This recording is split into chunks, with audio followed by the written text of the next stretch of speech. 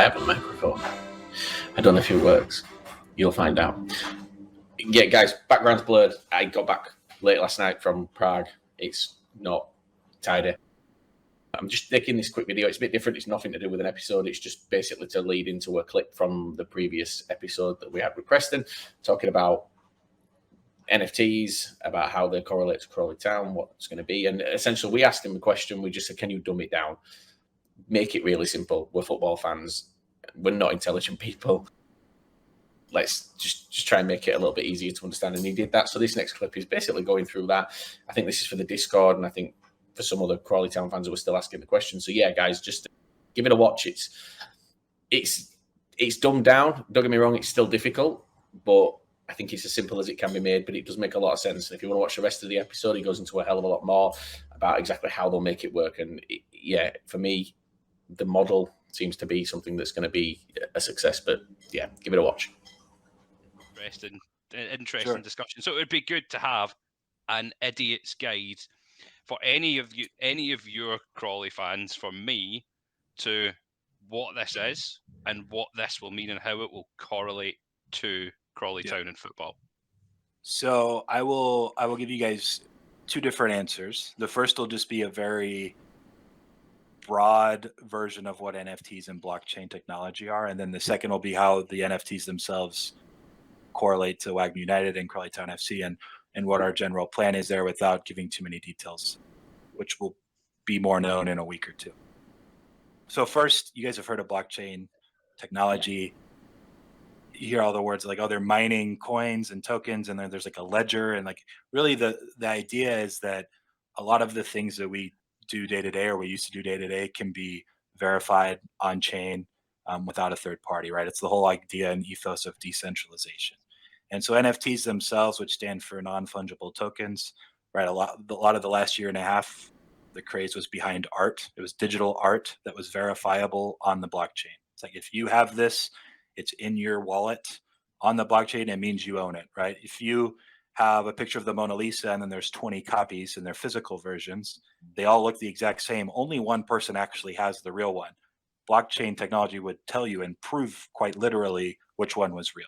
And so digitally, it just makes that process a lot simpler as far as fakes, this and that.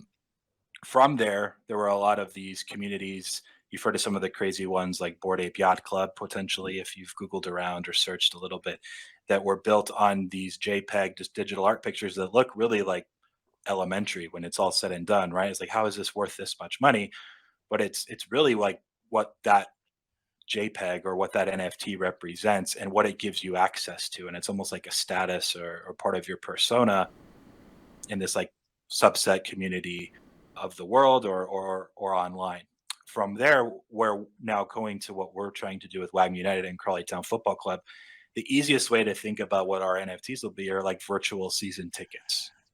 Okay, our NFTs, when people get them, they're going to get you a shirt, right? They're going to get you a scarf, potentially a hat or socks, like just different items of merch.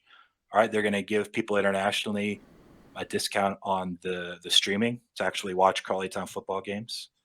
Okay, they're going to also give those people that own the NFTs unprecedented access to content, like maybe live streaming a training session each week, or sitting in a room with the coach and me and like a data scientist and discussing, and analyzing the upcoming opponent once a week. Like just little things like that are actually accessible through the blockchain technology itself. If you have the NFT, it's a token gated, all right, you own it, now you can come see this training session or have this AMA with this player or watch this session with the coach and Preston and the analytics team, whatever it may be. So that's like just a few of the ideas that we're considering. But ultimately, it also is going to be actual governance and a voting mechanism where people can help make decisions, right? And so all of those things are just attributed to holding that NFT. And so the focus there is like, we have this remote fan that we want to make feel like they're here in Crawley Town and it's their team. They have a team to root for every Saturday. And in order to do that and keep them engaged, the NFT is like that pipe or that connection between the remote fan and the club here locally. So hopefully that kind of helps articulate, because I think a lot of people see like Liverpool tried to sell 175,000 NFTs to their own fans.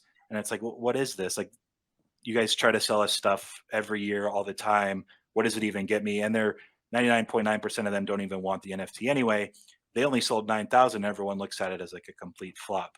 We're like quite literally doing the reverse. We're bringing a football club, professional football club, to NFT fans, people that already are into that space. You don't have to worry about us selling out 100. We're not going to sell 175,000 anyway, but that's like a crazy number. But regardless, like the sentiment is just completely reversed. And so that's why when big clubs like Liverpool or others, even in America, have tried to sell NFTs, they're just cash grabs, right? They just come off, or at least look like they're cash grabs.